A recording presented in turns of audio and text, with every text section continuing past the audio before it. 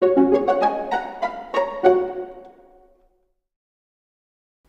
pagi teman-teman semua. Kita bersyukur pada pagi hari ini Tuhan beri kesempatan bagi kita untuk mengikuti chapel sekali lagi. Dan saat ini sebelum kita membaca dan juga merenungkan firman, saya mengajak kita berdoa terlebih dahulu. Bapa di surga, kami mengucap syukur untuk segala kebaikan-Mu.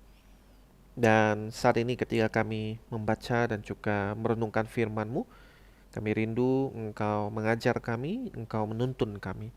Kami rindu Kristus disingkapkan, dinyatakan dengan jelas pada kami semua. Dan biar kiranya Engkau juga yang bekerja di dalam hati kami, di dalam hidup kami, supaya kami boleh mengagumi Kristus dan kami juga boleh mengalami pembaruan perubahan semakin serupa Kristus di dalam seluruh kehidupan kami. Kami berdoa demi nama Tuhan kami, Tuhan Yesus Kristus. Amin. Mari saya mengajak kita membuka Lukas pasal 2. Lukas pasal 2, kita akan lihat dua ayat. Yang pertama ayat 40. Lukas pasal 2 ayat 40. Dan nanti kita akan lihat ayat 52 juga. Yang pertama Lukas pasal 2 ayat 40. Anak itu, yaitu Tuhan Yesus, bertambah besar dan menjadi kuat, penuh hikmat dan anugerah Allah ada padanya. Kemudian ayat 52, pasal 2. Yesus makin dewasa dan bertambah hikmatnya dan makin dikasihi oleh Allah dan manusia. Demikianlah firman Tuhan yang tidak bersalah dan tidak akan pernah memimpin kita kepada kesalahan. Teman-teman sekalian, semua makhluk hidup itu pasti mengalami pertumbuhan. Tanaman bertumbuh, akarnya itu makin dalam ke dalam tanah, makin melebar, dan kemudian batangnya tumbuh ke atas, makin besar, keluar ranting-ranting, keluar daun-daun, dan pada akhirnya keluar bunga dan buah. Itu bertumbuh. Binatang juga bertumbuh, dari yang keluar dalam bentuk yang masih kecil, atau mungkin dalam bentuk telur, setelah itu menetas, dan makin besar, makin besar. Dari ulat menjadi kepompong, menjadi kupu-kupu. Nah, itu semua artinya adalah bertumbuh.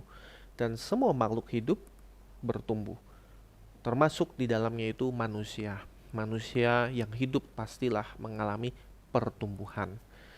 Dan di dalam teks yang tadi kita baca ya, Lukas pasal 2, isinya itu menarik sekali. Dikatakan di sana Tuhan Yesus makin dewasa, makin bertambah hikmatnya, makin dikasihi oleh Allah dan manusia. Tuhan Yesus di dalam keadaan dia menjadi manusia, ya berinkarnasi, lahir, tinggal, besar di dalam dunia ini, hidup sebagai manusia. Tuhan Yesus ternyata juga mengalami pertumbuhan, mengalami perkembangan. Dan di dalam teks yang kita lihat pada hari ini, kita bisa lihat Tuhan Yesus mengalami satu pertumbuhan atau perkembangan di dalam 4 hal atau 4 aspek. Nah, yang pertama, dikatakan di sana Tuhan Yesus makin dewasa, makin bertambah besar. Artinya Tuhan Yesus berkembang secara fisik, secara fisikal. Tuhan Yesus memulai kehidupannya sebagai manusia. Dia lahir dalam wujud seorang bayi. Kita masih ingat ceritanya ya, di Natal itu Tuhan Yesus lahir sebagai bayi, diletakkan di dalam palungan, dan Tuhan Yesus bertumbuh makin besar. Dia mengalami proses pertumbuhan jadi balita, kemudian jadi anak-anak, nanti jadi remaja, dan nanti makin dewasa. Dia mengalami proses mulai dari merangkak, kemudian berjalan sampai berlari. Tuhan Yesus mengalami tahapan manusia, perkembangan secara fisik, dan ini tahapan yang sangat-sangat penting bagi Tuhan Yesus. Kenapa? Karena menunjukkan bahwa dia sungguh-sungguh adalah manusia yang sejati. Dia adalah manusia seutuhnya, manusia sepenuhnya.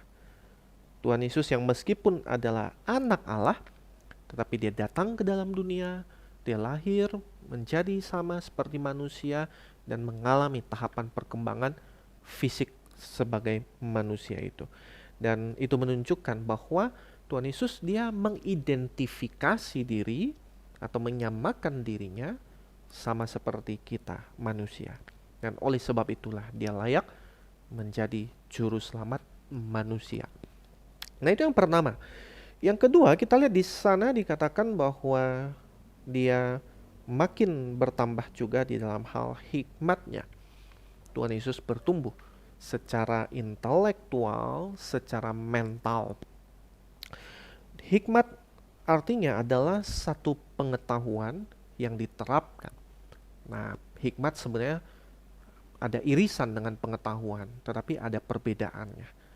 Pengetahuan yaitu knowledge, information, informasi. Sementara hikmat adalah applied knowledge, pengetahuan yang diterapkan dan diterapkan secara benar. Dan teman-teman sekalian, supaya bisa kita paham, saya kasih contoh. Orang-orang yang bikin bom itu orang-orang yang punya pengetahuan yang tinggi, cerdas, dia IQ-nya tinggi. Nah, beberapa waktu lalu ada film Oppenheimer. Mungkin teman-teman pernah dengar atau pernah nonton. Itu seorang fisikawan, ilmuwan. Dia pintar sekali, dia hebat di dalam perhitungannya. Dan kemudian dia mengembangkan senjata atom itu, bom atom. Ya, jadi menemukan bahwa kalau atom itu mengalami proses demikian rupa, itu ternyata bisa menghasilkan daya ledak yang hebat juga. Nah, yang bikin bom itu adalah orang-orang yang pintar, orang-orang yang cerdas, punya IQ yang tinggi, punya pengetahuan yang hebat. Tetapi apakah orang-orang yang kemudian membuat senjata, dia memiliki hikmat? Nah, disitulah menjadi perbedaannya. Karena orang yang pengetahuannya tinggi bisa jadi bukan orang yang berhikmat. Orang yang berhikmat pasti punya pengetahuan. Nah, jadi berhikmat itu artinya dia tahu bagaimana harus memakai pengetahuan yang dia punya. Dia tahu bagaimana harusnya menggunakan pengetahuan dia itu. Jadi jangan mengejar pengetahuan demi gelar semata, demi memiliki nilai semata. Yang kita perlu kejar adalah memiliki hikmat itu. Nah, Tuhan Yesus dikatakan di sini dia bertambah di dalam hikmatnya. Dan orang-orang kelak ketika melihat pekerjaan Tuhan Yesus, mendengar pengajaran Tuhan Yesus, mereka kemudian mengafirmasi bahwa oh ya, ini orang yang memiliki hikmat. Ketika orang-orang mendengar Tuhan Yesus mengajar, mereka kemudian komentar, wow, orang ini mengajar secara berbeda dibanding kita punya guru-guru, ahli-ahli Taurat, orang-orang Farisi. Dia mengajar dengan penuh hikmat. Dan orang-orang yang banyak yang lain, termasuk bahkan musuh-musuhnya, orang-orang yang gak suka dengan Tuhan Yesus, juga heran, bertanya-tanya, kok bisa dia mengajar sedemikian rupa, padahal ini orang gak sekolah seperti kita. Nah, jadi Tuhan Yesus bertambah di dalam hal hikmatnya. Kemudian yang ketiga, yang pertama Tuhan Yesus bertambah secara fisik. Tuhan Yesus makin bertambah secara hikmatnya, intelektual, mental. Yang ketiga, Tuhan Yesus dikatakan di sana makin dikasihi Allah. Dia bertumbuh secara spiritual.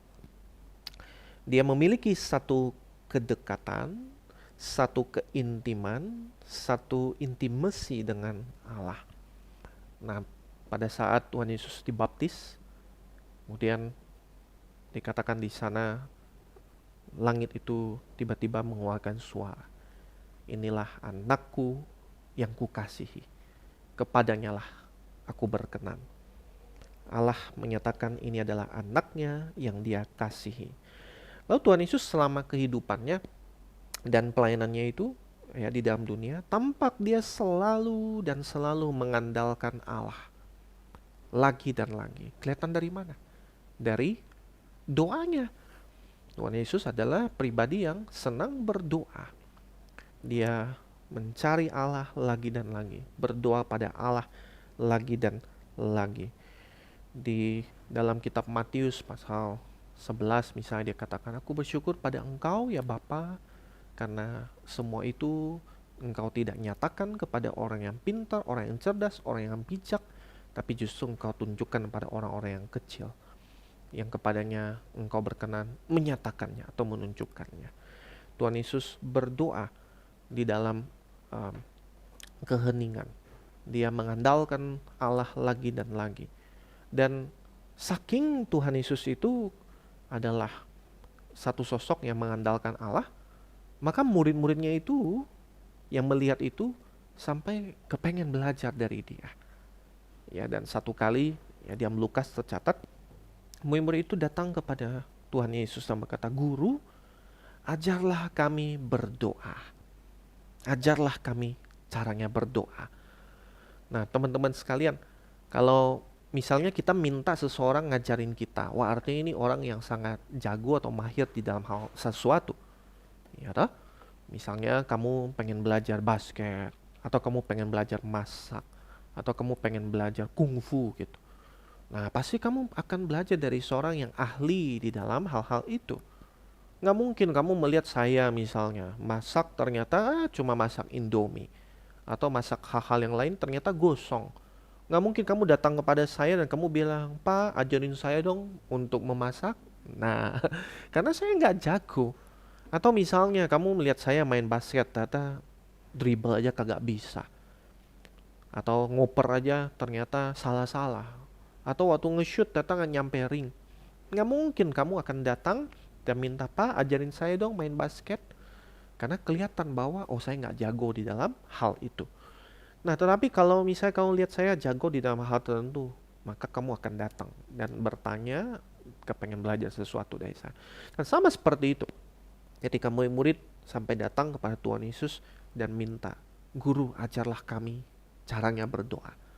Maka artinya mereka bisa melihat Tuhan Yesus adalah satu pribadi yang betul-betul mengandalkan Allah dan kelihatan dari doa-doanya.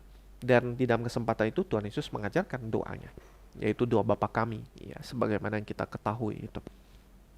Jadi Tuhan Yesus bertumbuh, makin dikasihi Allah, bertumbuh secara spiritual. Lalu yang terakhir, bagian yang keempat. Tadi yang pertama, Tuhan Yesus bertumbuh secara fisik. Kedua, dia bertumbuh secara intelektual, secara mental. Ketiga, dia bertumbuh secara spiritual. Dan yang keempat, dia bertumbuh secara sosial, secara relasional. Tuhan Yesus di dalam kehidupan dan pelayanannya di dalam dunia ini sungguh adalah satu orang yang sosialnya itu bagus. Tuhan Yesus bergaul dengan orang-orang yang sakit kusta.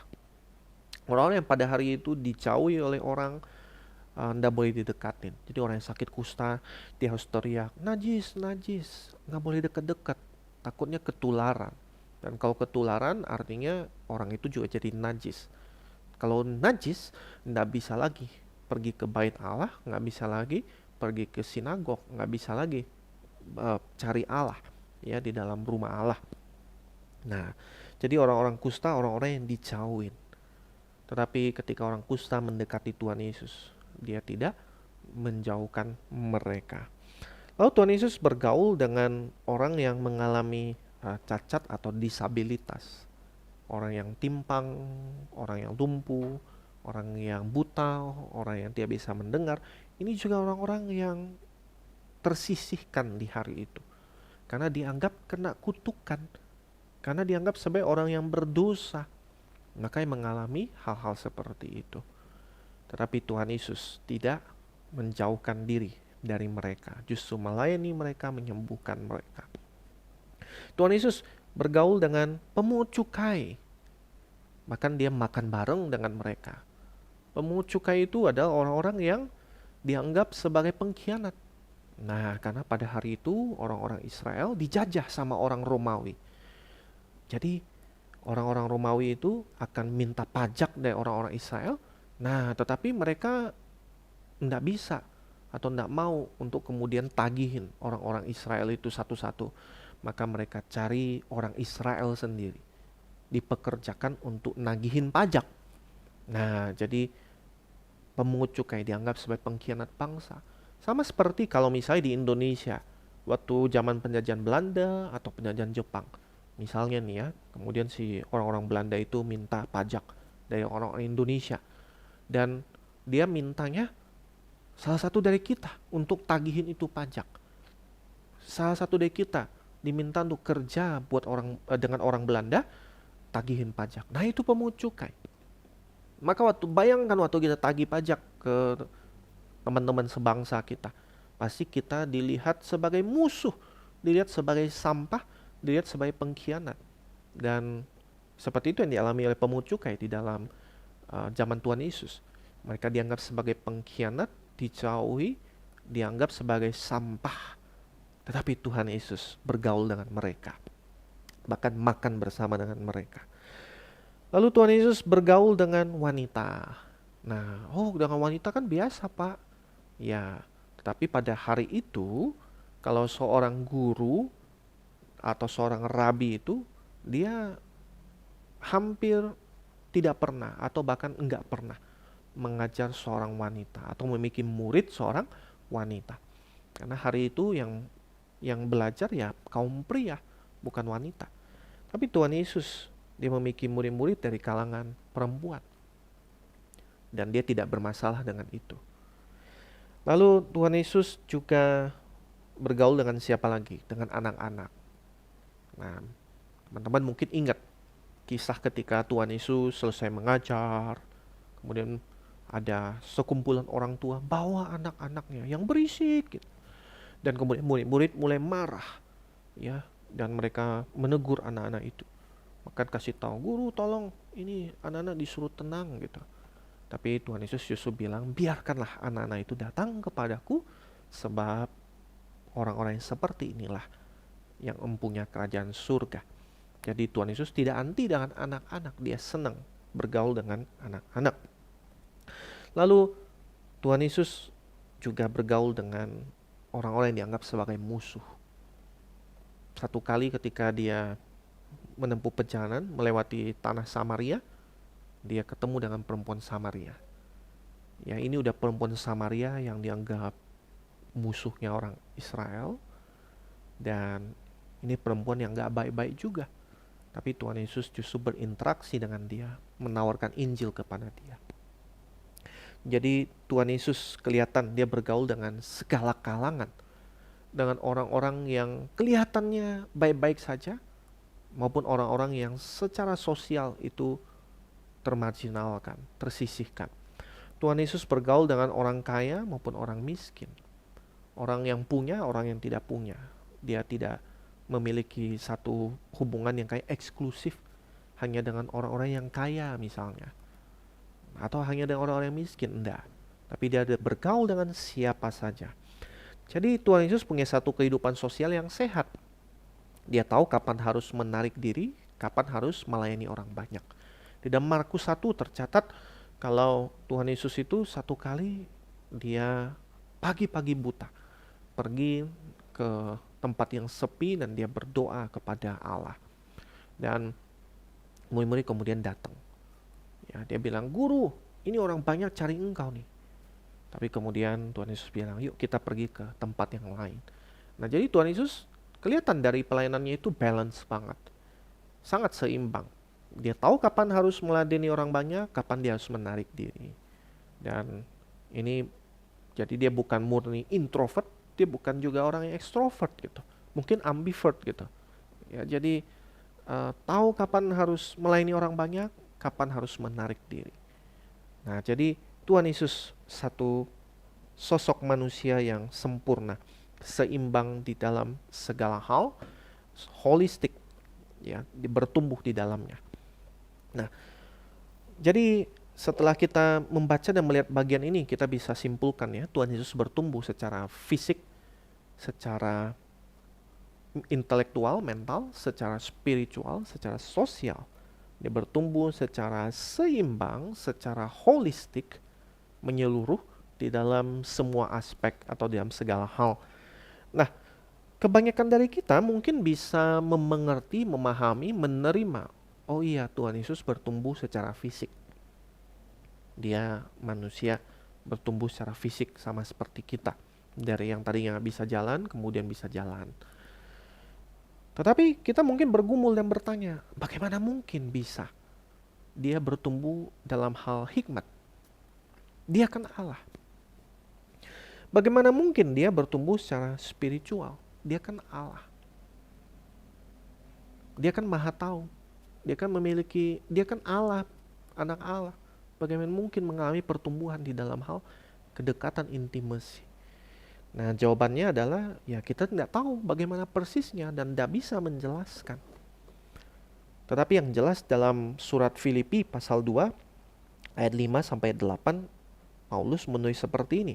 Hendaklah kamu dalam hidupmu bersama menaruh pikiran dan perasaan yang terdapat juga dalam Kristus Yesus, yang walaupun dalam rupa Allah, tidak menganggap kesetaraan dengan Allah itu sebagai milik yang harus dipertahankan, melainkan telah mengosongkan dirinya sendiri dan mengambil rupa seorang hamba dan menjadi sama dengan manusia.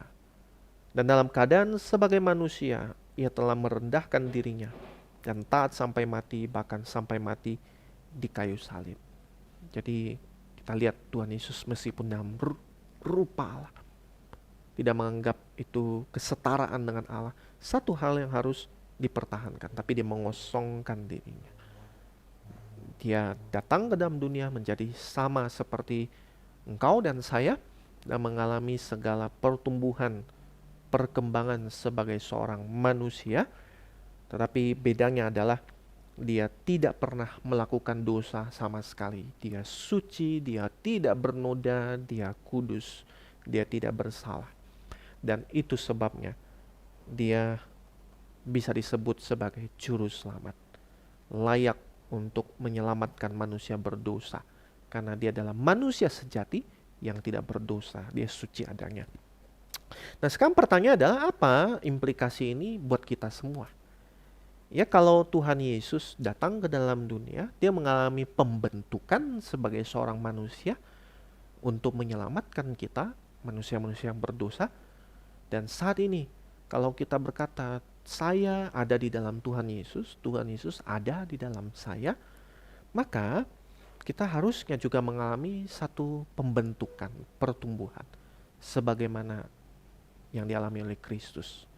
Mengalami pertumbuhan yang sifatnya holistik itu.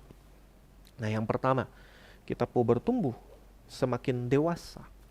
Secara fisik makin bertumbuh.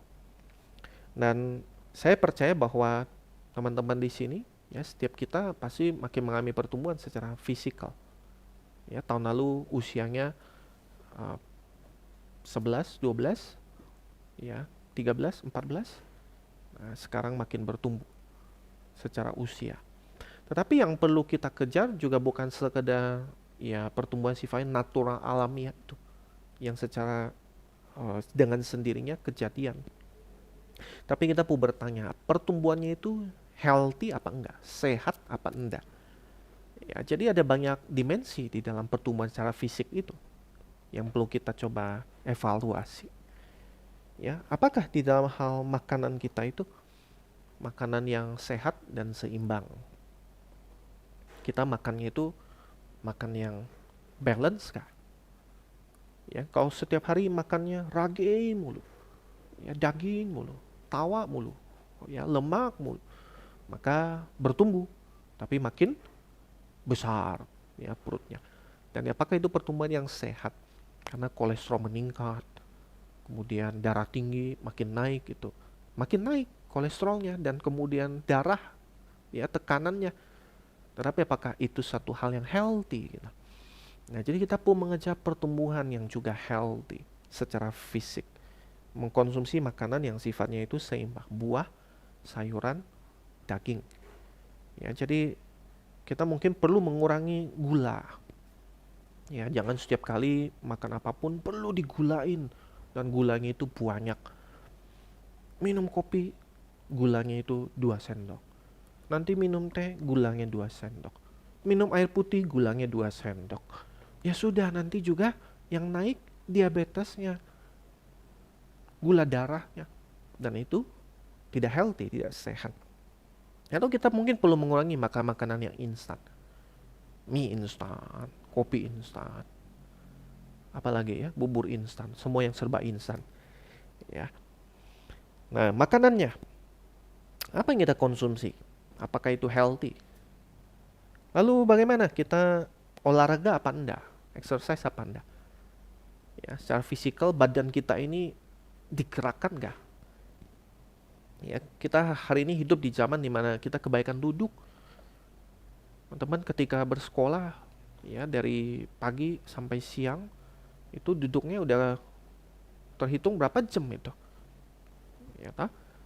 Dan pulang ke rumah kadang kita langsung tidur-tiduran, main gadget.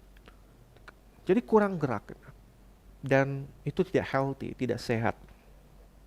Lalu bagaimana dengan istirahat kita? Cukup apa enggak? Ya. Kita diciptakan sebagai manusia yang membutuhkan istirahat, ada ritmenya. Beraktivitas kemudian beristirahat. Maka Tuhan kasih hukum untuk itu.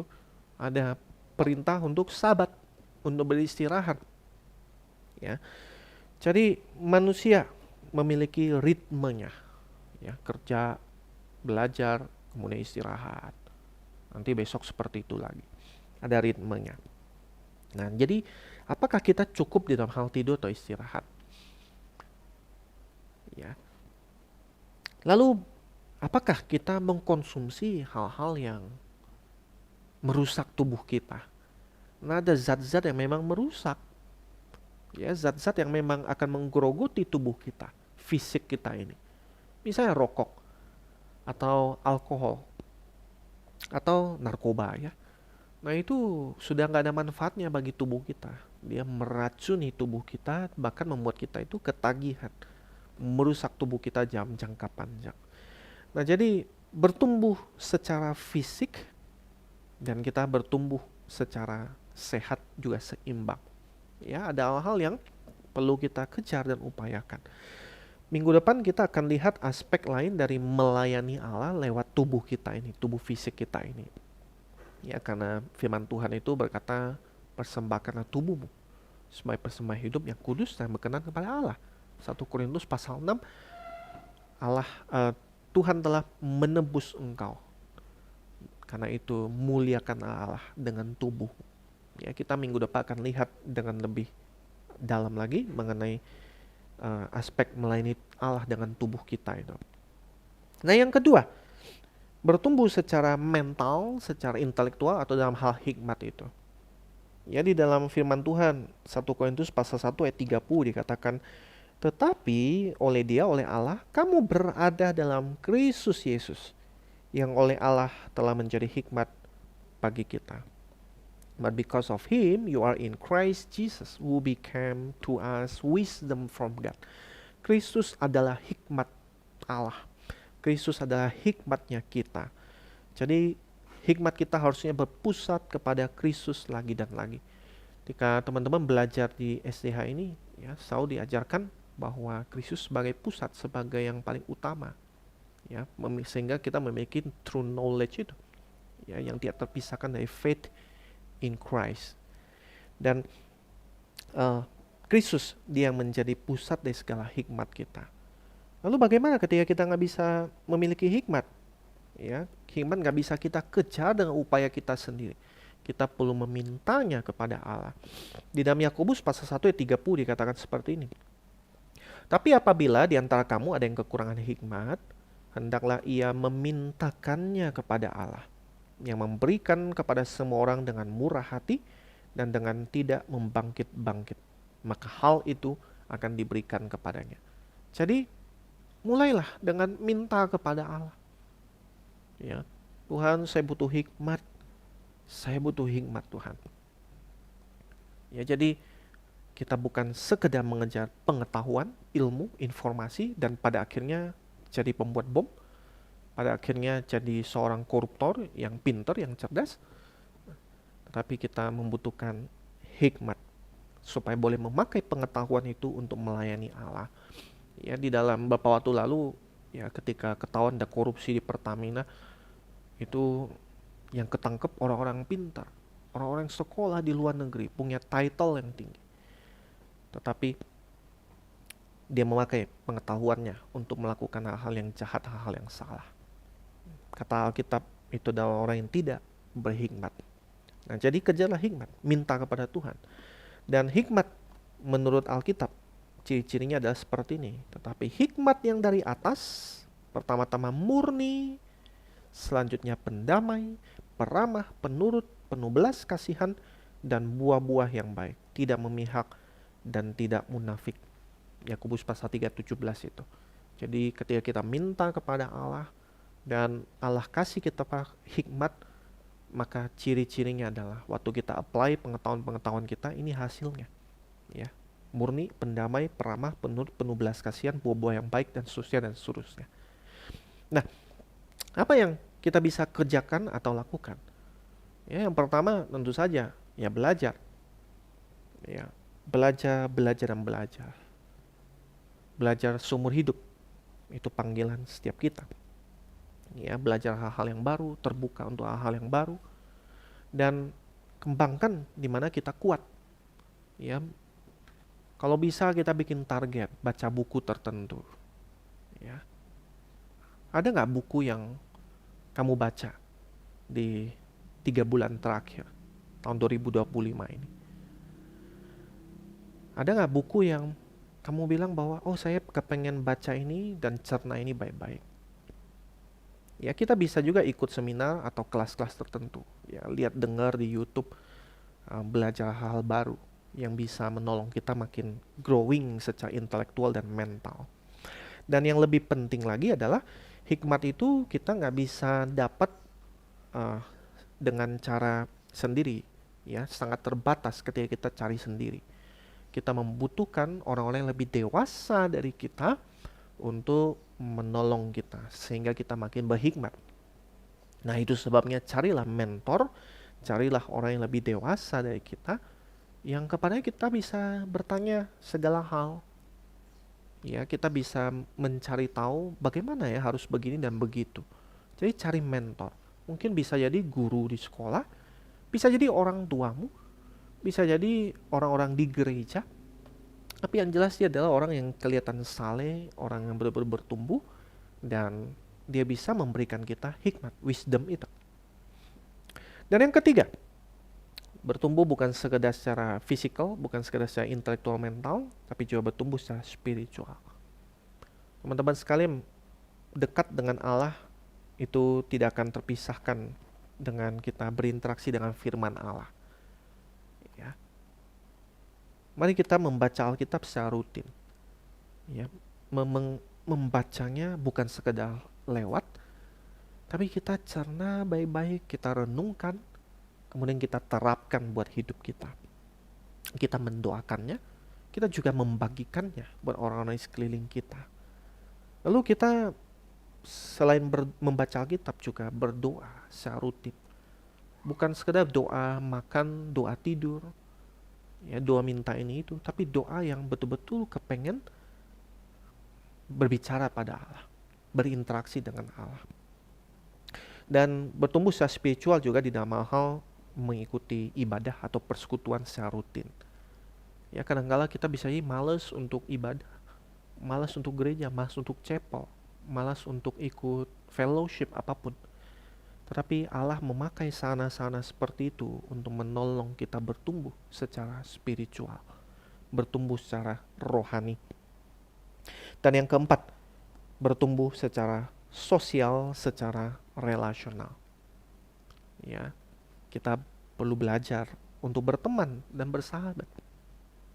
Tidak apa-apa kalau misalnya kita hanya punya orang tertentu yang jadi inner circle, ya itu tidak salah, tidak berdosa. Ya, oh sahabat saya cuma ada 3 atau 4, ya nggak salah.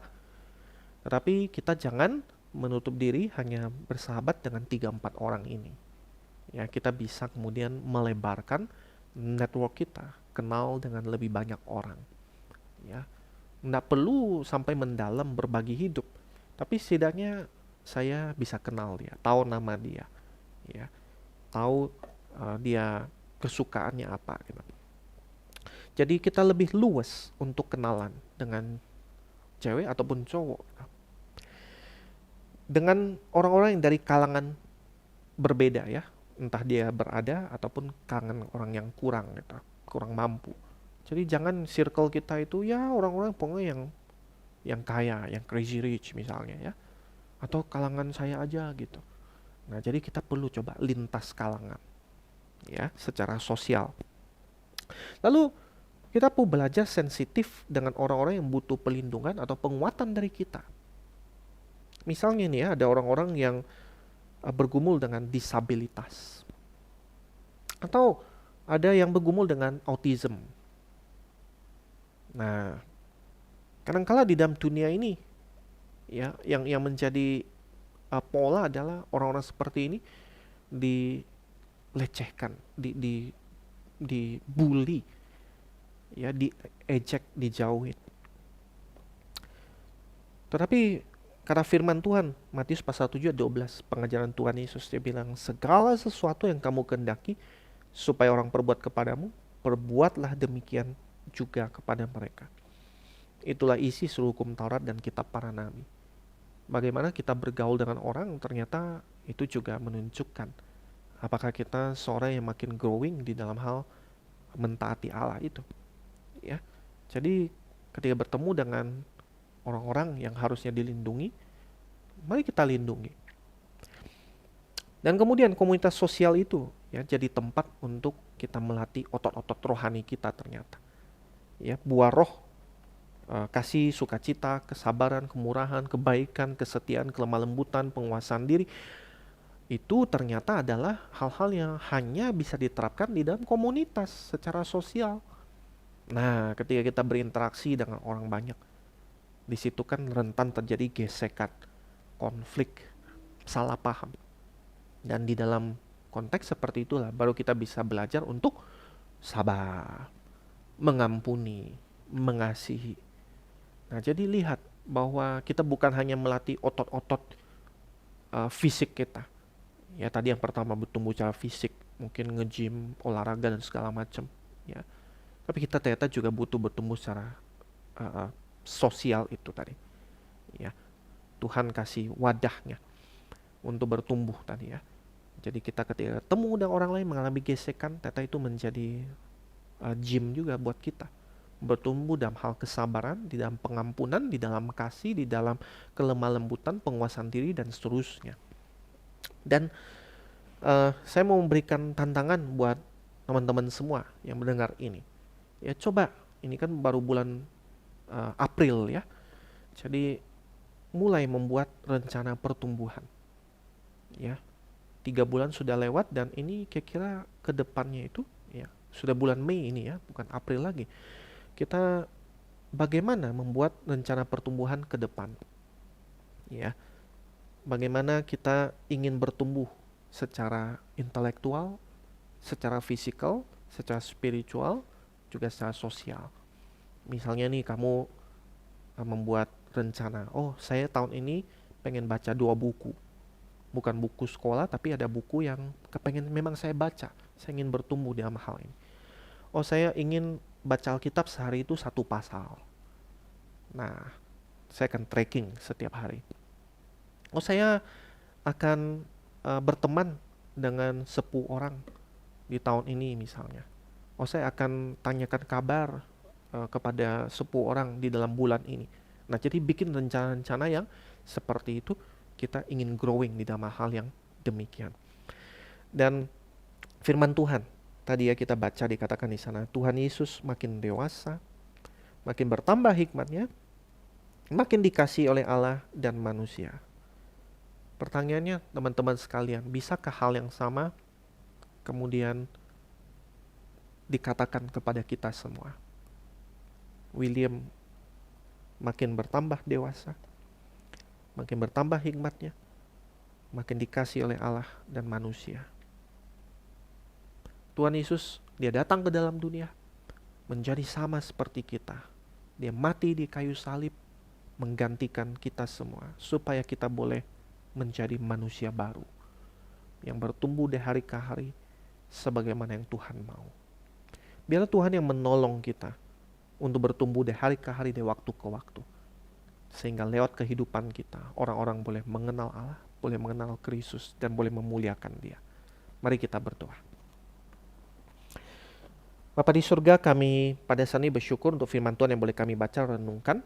Kami berdoa agar kiranya Engkau menolong kami, supaya kami boleh menerapkannya dalam kehidupan kami. Dan kami rindu, kami semakin bertumbuh di dalam segala aspek.